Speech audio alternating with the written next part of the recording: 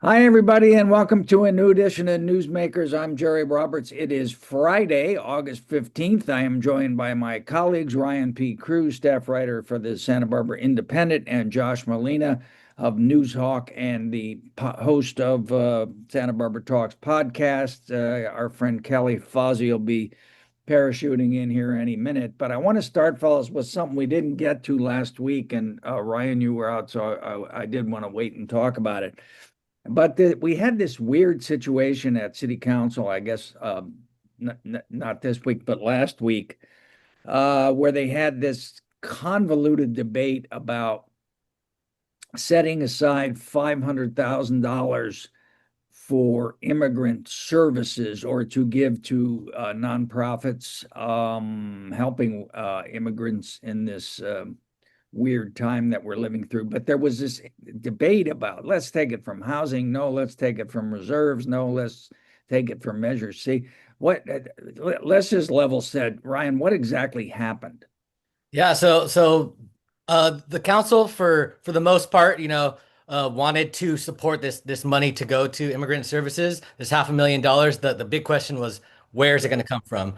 And like you said, was it going to come from Measure I, Measure C, these sales tax that, were for infrastructure, but weren't really passed for things like this? Would it come from the revenues? And eventually, what was suggested, I think Megan Harmon, and there was probably some more, talk about this, but Megan Harmon brought it up that we can do it from this flexible housing and homelessness fund that they fought really hard for. If you were following the budget talks, that was kind of the big thing about getting $5 million to the local housing Right. trust fund, and then having this kind of flexible $500,000 just in case we need some more funding for housing or homelessness.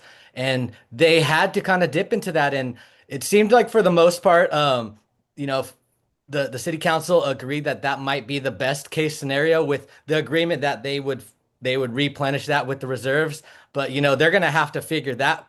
That's the big question. But what was really interesting was that Wendy Santa Maria, she abstained from the vote, and she's had been one of the most outspoken about immigration and supporting immigrants and immigrant services. And I think that some people kind of question that, whether she abstained because it dipped into the housing fund, and we had worked so hard for that, and I think the city council acknowledged that. But out of all the She options, wanted to take it from the cops. yeah, she even questioned. There was three positions that were frozen, and she thought about, or were unfrozen, and she thought about maybe dipping into that again. But Kelly Gordon really pushed back against that, Chief Gordon, and said, that that wasn't what we came in here to do today, basically. And so it was interesting. It ended up being a 5-1 vote with Randy Rouse against, and then Wendy Santa Maria abstaining from that. And that's going to go towards, I think, 130,000 or so towards the Immigrant Legal Defense Center. They're going to really decide that this week on Tuesday, and then the rest will probably go to 805 and DocuFund or similar services. Yeah. Josh, scientific surveys show that 97.6% of newsmakers' viewers are political hacks. So let's try to deconstruct the politics of this a little bit, because you have Wendy voted against it. Kristen wanted to have it about Measure C. Megan was, God forbid, being the grown up in the room. What'd you make of it all? Well, I think this was Megan Harmon's moment. Like, she was really being strategic and playing chess up there, because she said, we need to get this into the hands of people as quickly as possible. And so the calculus she did in her head is, the only way we can do that without huge controversy pulling from Measure C is to do it through this flexible housing and homelessness fund. This is like a side bank account from the actual housing trust fund, so they can use it for a lot of different But types. it's money that came out of the general fund. It's not like anybody voted for the money separately, right? So she is saying, let's just use that, because Megan's bigger play is she wants to lower the reserves policy. She thinks there's too much in savings, so to speak, when we could actually spend that money now. Yeah, now that So we have an $8 million deficit, there's much too much in the reserve fund. Yeah, excuse me, Josh. I don't know that it's that high after they passed that I other read it sales in tax. Bonnie Donovan's column on SB Current, so it must be true. All right, I'm gonna leave the show now. We're gonna start going there. No, I'm kidding. Okay, so so she said rather than dip into the Measure C, I'm sorry, the reserves, let's just do this and then we'll backfill that. So I think that happened in front of everyone. And I think what that did with council member Wendy Santa Maria was she kind of froze. And what I mean by that is, what do I do right now in the moment with everyone watching? Because I can't take money Hi, from Callie. We're housing. joined by Callie Fausey. We'll be speaking with her in just a second, but finish your thought, Josh. It's like, wait, I can't take money from housing because that potentially can offend my housing based and sort of the tenants group and the people that she's been partnering with, politically. And so she's like kind of stuck in the moment. And when you don't know what to do, what do we do? We tend to freeze. And so I think she kind of froze because she didn't want to vote on the record saying she was pulling money from housing. At the same time, she hadn't exactly figured out how to do it. She tried to do it with the cops, but Kelly Gordon, that was the first time I had ever seen her that affirmative. She basically said, no, you're not going to do that because we have other needs in the community. And I would strongly recommend against that. And so it's like in that moment, she kind of had some walls she was running into. This wall, that wall. Megan Harmon is my ally. So She she says choked. this, so I agree with her, but I can't really vote against housing. So she abstained. Now, I have not talked to Wendy Santa Maria since that vote. It still has to be formally approved. Maybe she changes her mind on Tuesday and it doesn't become an abstention when they formally do it. Now, Randy Rouse, he said all the right words. He is for housing and he is definitely sorry. He's for immigrants. He talked about when he was a restaurant owner and how he helped them get paperwork and helped them through the process. But he has a problem with basically kind of what you had mentioned, Jerry, is like, where are we going to get this money? I don't know where we're going to get it. I don't know how we're going to backfill it. So his was more of a, yes, I support immigrants. And he actually had some strong quotes. He said, what Trump is doing now is far worse than what he had seen during the Obama administration. He doesn't agree with it, but at the same time, he didn't put any funding behind So he for made sort these of a groups. straight fiscal conservative argument. Yeah, yeah. So that was his one. And then the other ones they were all in. I mean, they had their different sort of nuances about where to get the money, but Jordan, Friedman, some of the ones you might suggest are a little bit more moderate politically. They were all in on this. And Megan Harmon was able to sway them right away. Even Kristen Sneddon, who had wanted to take it all from Measure C right away, and she sort of Harmon was able to pull it together. And All right. Megan was even wanting to declare a local emergency in order to access these reserve funds. That's how kind of level she was on trying to figure out how to do this. All right. I want to come back to council because something else happened this week, and I want to put that lens on this as well. But we got Callie, who was torn away from this uh,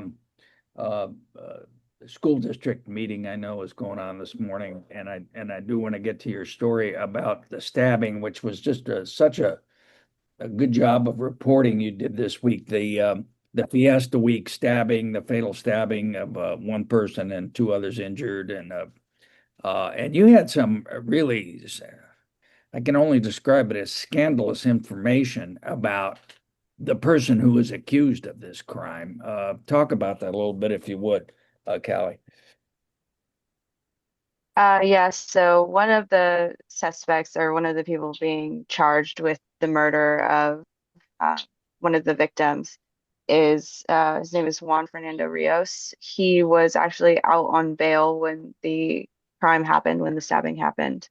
Um, and he was on bail for a separate felony offense that he had posted jail for literally like a week prior on July 26th. He, was able to secure a bail bond, post bail for I think it was $35,000.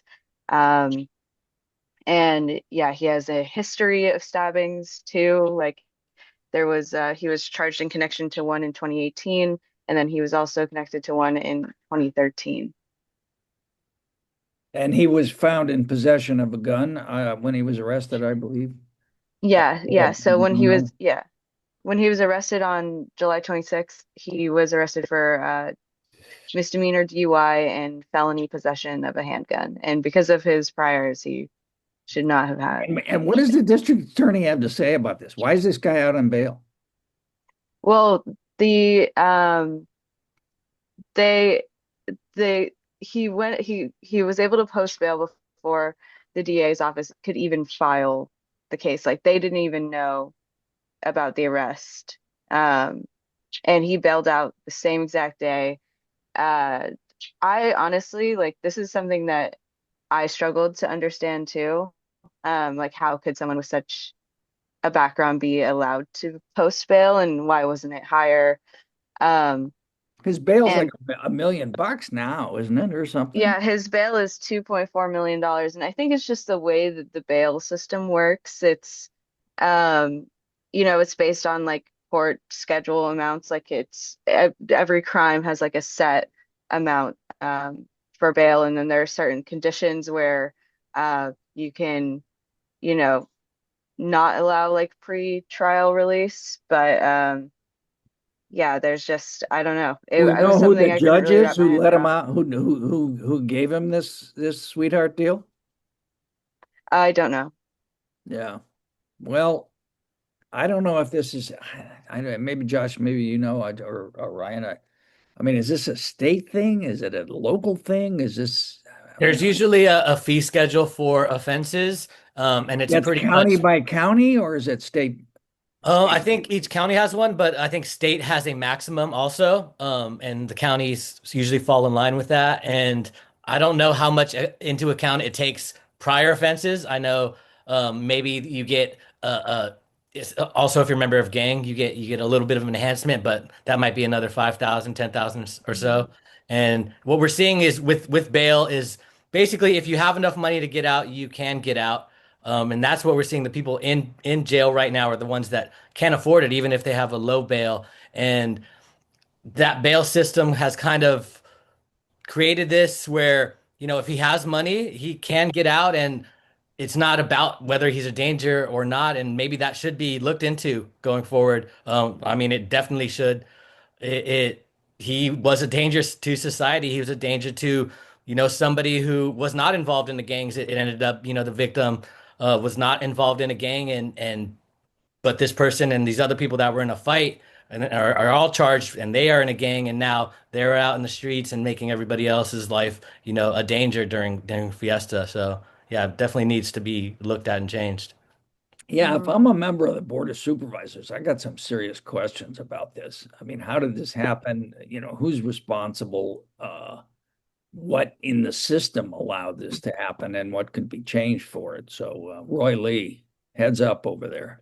Pay Well, it's attention. been almost 3 weeks, so the Board of Supervisors, at least one of them, should have been able to talk to enough people to get feedback to figure out how they should react by now. To at least be outraged. That would be good. That would be a good start. Callie, I know you're doing some school thing. We got back to school next week. I can't believe summer's over already. I have these very unhappy grandchildren around. But real? I know you got to get back to that probably, but real before you go, what's going on? What's the event that you're covering this morning? Oh, I'm not covering that. Oh, you're not. Okay, I thought you were. No, our other reporter Ella is covering that, but Oh, okay. I think it's like a back to school celebration. And what have you what are you hearing from your source? Is there concern about the immigration thing and kids going back to school? Is the district making special arrangements? What just kind of what's the buzz that you're hearing about that? So I looked into this a little while ago because I was curious about attendance rates, especially like after everything that happened with like Farms with those immigration raids in Carburia and Camarillo. But uh, basically, what I was told from the school district was that attendance hasn't really changed. And, they've actually been, I have to give them some kudos. They've constantly been reaffirming, like, we do not let, immigration agents onto our campuses, like, unless they provide a warrant, like, where we stand by, our undocumented students. They've been very clear, like, they want to be on the side of undocumented families. Yeah, well, I hope they're right. I mean, you know, Governor Newsom had this event yesterday involving this whole redistricting national fight that's going on with Texas and so on. And ICE agents showed up, masked, armed, outside of his event and just walked around, 12 of them. So, I mean, this stuff's getting heavy. So I would not put anything past these people, frankly. All right. Fellas, let me back up to the council this week because we had this Milpa Street project approved for 90 units, I guess, of housing. And you know, my head was spinning because Wendy, Oscar, and Kristen, the big, all housing all the time, decide to vote against it. And you could have fooled me if I had put a blindfold on. I would have thought it was 1970, and these were the NIMBY people. No, you can't put this up, boy. Why? There's environmental concerns and water. Oh, really? All of a sudden now we're concerned about this because it's in your neighborhood, Wendy. Josh, how do you respond? Why are you asking me first this time? Okay. So yeah, it was a puzzling vote. The city council denied an appeal by a local homeowner who said this project, this 90-unit, 4-story project on the east side on East Gutierrez and Milpa Street is too big. And they say that it's displacing 8 seniors. That some of the residents say that it's going to bring, nearby residents are saying that it's going to bring too much traffic and congestion. There are people who live in condos nearby, and they say, this building's so big it's going to block our sunlight. And then there are others who are saying it's going to cause a flood issue, and the runoff's going to go to their properties.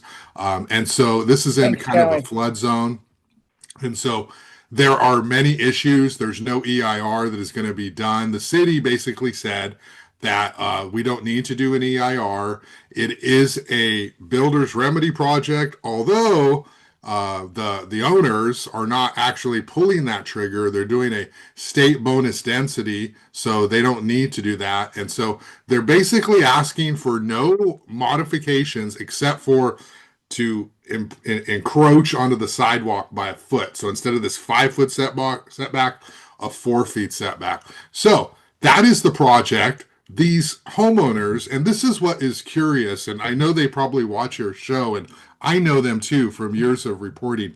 The people who kind of led the appeal are NIMBYs. Okay, they are the people who complain about so much on the east side over the years, and they're they care about their community, they're in the community, but they're over there saying they don't like this project, and so they're the ones who filed the appeal.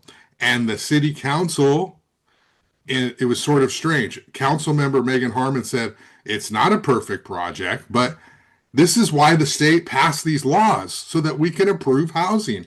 Yeah, this hello, was 90 units. Wendy, Oscar, Kristen, read a website once in a while. See what's been happening with the state for the last 10 years. And, Kristen is running for mayor. And I think that she is the environmentalist of the group. So she did raise some issues about doing a full environmental review. However, I do think that, all these people are going to vote in the mayor's race, all these appellants, all these homeowners. It should be noted that 0 of the 8 residents who live in those senior projects appealed. Of course, they've also been told by Bob Ludwig and the owners that they will get displacement revenue and that they will get a new place. They'll take care of them, they've been told. And according to Bob Ludwig, he has a good relationship with all of them. So Harmon says This is a housing project. It's 90 units. If we're going to nitpick over it not being perfect, this is why the state said so. Wendy Santa Maria, I think she heard the testimony of some of the residents and she sided with them. You know, Oh she my felt, gosh, they live in my district. and so she felt as though, you know, she wasn't ready to support this project, At and least you didn't essentially, abstain. At least you didn't abstain. and Oscar, who you know, hasn't said much lately at city council meetings, he basically said, "I have to listen to the people," you know, and you know, there were about probably 15 or so people who spoke during that meeting, and you know, they were opposed to it. So these are nearby homeowners like Sebastian Aldana, who's you know a good community guy, but it's the people around who tend to be more involved with opposing, you know, any kind of housing in that area. Hey, Ryan, back when I started covering politics before the last ice age, we used to have a phrase we had in the political writer's big book of cliches called "strange bedfellows alliance," which you're not allowed to say anymore. But I would say this was a strange bedfellows uh, alliance, if I was allowed to say that.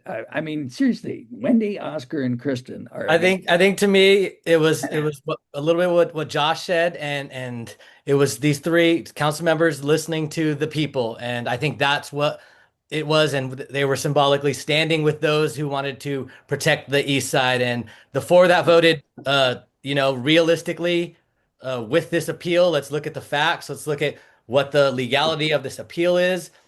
This project checked all the boxes.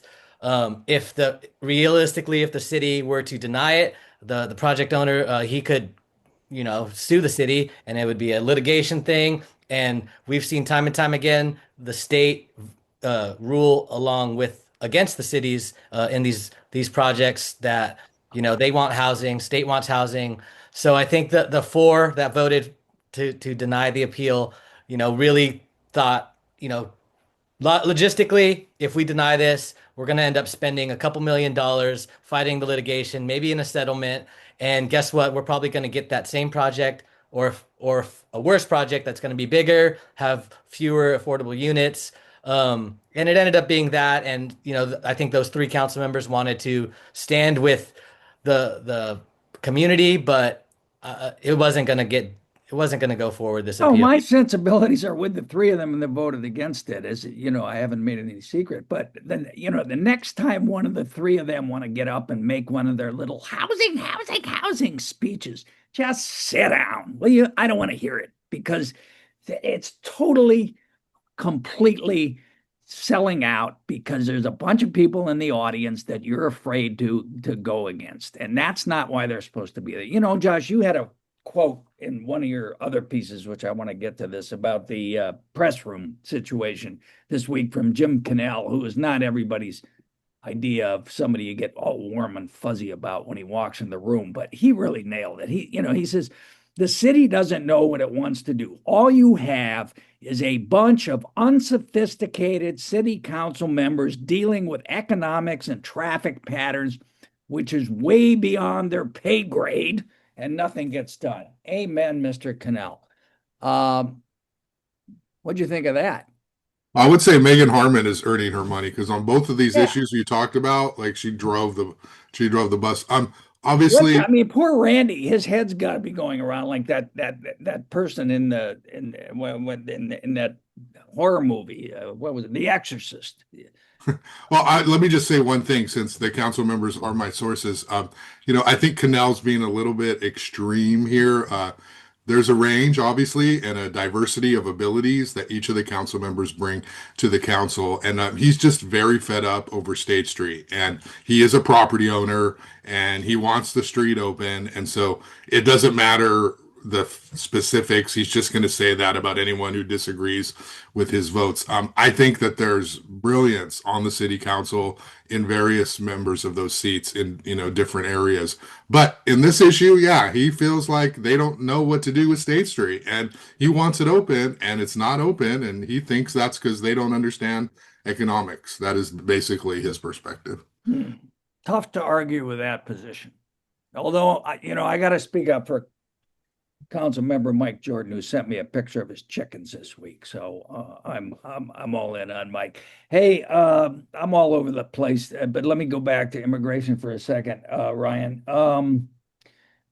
You had the CARP Council now voting to join this ACLU lawsuit on the immigration issue. Talk a little bit about that, and then we had the first public comment from the Glass House from the Graham Farrar and my heroes in the pod industry about the raids there.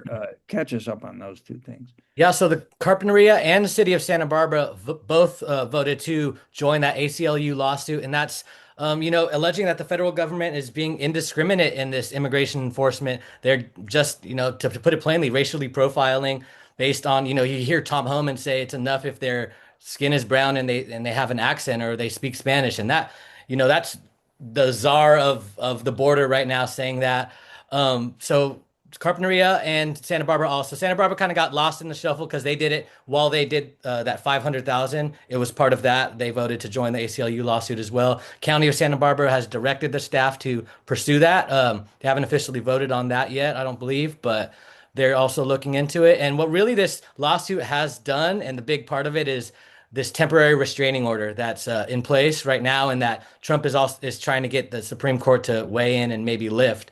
And that temporary restraining order has, at least from the people I've been talking to, put a temporary cool down on this, these sweeps that we see where people are just getting picked up. Anyway, I mean, there's still outside of individual cases. There's still people getting picked up, on their way to work, or they'll know who they're looking for, and ICE will show up in unmarked vehicles, and we're still seeing that. We're seeing people getting picked up outside of Santa Maria Courthouse, showing up to immigration hearings. That's kind of where the enforcement has turned to during the restraining order, because luckily, it's put a slowdown. What this lawsuit was meant to do is put a slowdown and, let people get a breath and figure out what the next step can be to figure out how to deal with the impacts of this immigration enforcement. And then with the Glass House statement, we saw what we kind of expected, that the employees that were caught there were not our employees. They were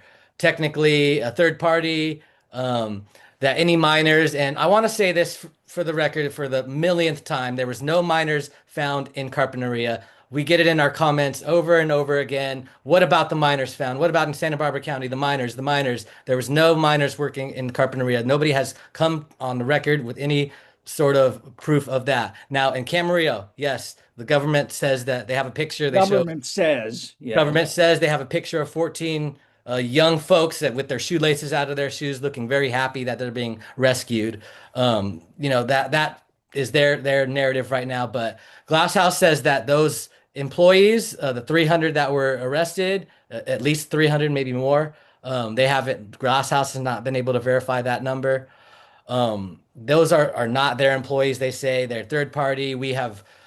They have gotten stricter with their policies of working with third party contractors. They have ended some contracts with people they were working with, and they're going forward to make sure that we check everybody's age. What we expected them to say. Not really addressing any of the big questions of why it got called. What they were really looking for. They say that that 9 employees were taken, and that's kind of consistent with what we saw at the Carpinteria. We saw 10 people got taken. But we didn't really learn too much from their. No, and what have we a month past this now or something? And there's and it seems like and answers. I mean, the government has produced exactly one piece of paper, a press release, alleging that these things happened. There's a warrant. There hasn't been anybody in court. There hasn't been anything.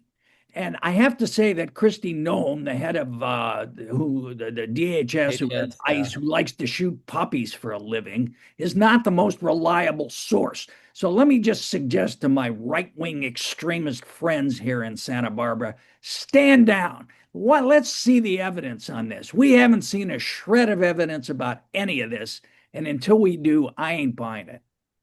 Yeah, and it seems like DHS and the federal government has moved on to their new toys, right? They're worried about DC now. They're worried about all this other stuff, and we just have stopped hearing about glass house because it's not the new thing anymore. And the people on the ground, there's at least 300 families that are missing people, or somebody is deported now because of that. And people are still working on the impacts from that. And there's still fighting this immigration enforcement every day. And then we also saw a new report on employment in California, which is down substantially, and apparently in large part because of immigration raids. You had a piece about a business survey or survey of businesses that goes to this point, Ryan. Yeah, and some people they don't. It's not enough just to hear testimonies of people that have been torn apart or kids that are without parents. Some people need to hear the dollars, and once it starts to hurt the businesses, that's when some people start to wake up, and that's what's happening right now. The South Coast Chamber of Commerce is doing a survey of businesses and asking how many people have been affected, and it's early results. These aren't final results. The early results show that half of businesses have been affected by this. Directly seeing whether their employees aren't showing up, they're missing hours. Employees are worried about being caught at their workplace. And it's really this level of fear. I think it was 57% of employees reporting this heightened level of fear. And that's consistent with what we've seen in the community. There's this overall arching feeling of, when's the next shoe going to drop? Are we going to see another raid? Are we going to see another, every week unmarked cars picking up people on the street? I think that is consistent with what the businesses are seeing. All right. All right, Josh, I want to go back to this press room thing real quick. I have to say soccer has not been my most favorite sport in my life, but my youngest grandson's playing, so I'm up at 9 a.m. in Oxnard every Saturday, really. So I'm really getting into soccer. So I may want to go to the press room to see some of these big matches that are coming up. But meanwhile, that poor guy trying to run that bar over there. Who we all remember from News Press days. I mean, so Canal wants to build a hotel. The city doesn't want him to build a hotel, or first he wanted to build housing. I mean, what the heck is going on at that site? So he has approval, Jim Canal, SEMA, which owns that property. He has approval from the council to build a hotel in sort of a L shape or at that site. So the press room property is included, and then it wraps around onto State Street. However, Canal says he can't build it because State Street is a mess, that he needs cars to be on State Street, that it's too much. He's saying the hotel project won't pencil out now because State Street is closed? Yeah, well, he also saying, I guess the latest numbers is hotel capacity or hotel occupancy is something like 67% right now. So the market can't really bear another hotel. And he blames this lack of tourism on Why not other things, rentals? State Street, and the fact that people don't want to come downtown and it's a mess and they don't want to come to Santa Barbara, et cetera. So what this means is the press room can stay. The press room basically got evicted a few years ago, but then Canal and SEMA. It's never closed, right? It's never closed. They were able to re-sign a lease, and they're going to stay there. Jim Canal said they're safe for another 2 years, maybe 3. He thinks it's going to take that long for the State Street issues to sort out, for them to eventually build something. So in the meantime, his permit for the hotel will stay open throughout that? He's keeping his permits alive through whatever process that is. So in the meantime, they have one of the last remaining parklets on the side streets, since the city required that they all get approval and they have to pay for them. So the press room basically went to the HLC, Historic Landmarks Commission, and said, we're going to have, we want approval for our new parklet. And it's significant because a lot of people enjoy that bar. It's not quite like Joe's Cafe, but it is very well. In soccer, I mean, it's big for the soccer matches. Big constituency for the World Cup and sporting events, and so it'll be there. And they're building a new parklet, and so that's kind of where that is. The bigger story there is that this hotel is not going to get built, and the press room is going to stay for a while, and maybe forever. I mean, or for a long time. Who knows? Yeah, and of course, we've had this ongoing debate about housing versus hotels. You can't build more hotels until you build more housing. And now, is he going to face renewed pressure to turn that into some kind of housing project, or is that really a non? I mean, from Wendy, Oscar, and Kristen, the pro housing. Oh, never mind. Some of the pro housing people on city council.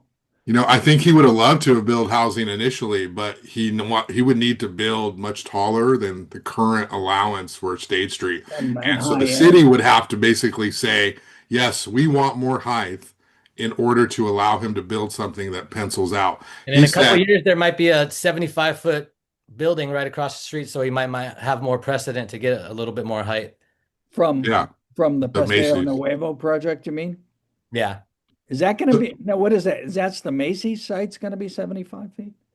Yeah, the Macy's side on Ortega right there, and then it'll wrap around to Chapala. So I mean, he would build housing, but he blames the city, and that's the whole thing. It's like they say the city wants housing, but you also want your height limits. So that's where Right. that's. And I'm guessing Canal would not be building what you call your affordable housing there either. Well, it would be the 10% probably. All of these projects, they're not really affordable in the sense of like what I might think would be affordable to your working class person. They're more like 120% of the moderate income, which is still, 100 grand a year at least. The Peter Lewis projects over by the old Staples building at Gutierrez. I mean, those were highly professional people who were paying $5,000-6,000 for small lots, and that's not. I mean, unless it's just not affordable for most people. Jerry, I got to go because I have a 10. Yeah, all right. Well, listen, both you fellas, thank you so much for your time and for all you do. And I was just thinking, boy, is that a young man's game, uh, being a reporter, because I can barely get out of bed most days. But at least you give me stuff to rant about here, and I appreciate both of you for doing that. I have a feeling we're getting feedback on this episode. So. Well, yeah, I'm working on the algorithm, Josh. You got to see what happens next. All right, Ryan P. Cruz, Josh Molina, thank you. Thank you all for watching. You're We'll right. see you next time on Newsmakers. All right, Jerry, I'll catch you there. I got to run to the office too. Thanks, man.